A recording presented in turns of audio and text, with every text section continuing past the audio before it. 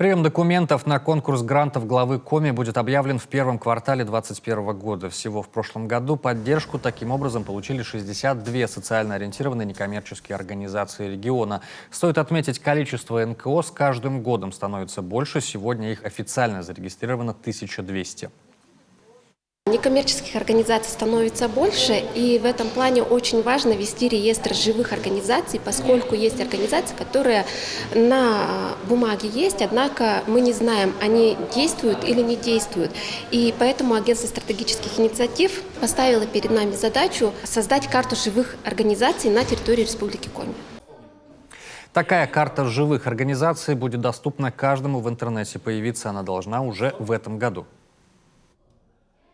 Очень хорошо, что появляются такие НКО, которые действуют не только от гранта к гранту, но для которых это становится, может быть, даже громко скажу, прям смыслом жизни. Некоторые люди находят себя в социальной деятельности и за счет НКО могут, во-первых, и приносить пользу, во-вторых, самореализовываться, и в-третьих, жить на эти средства.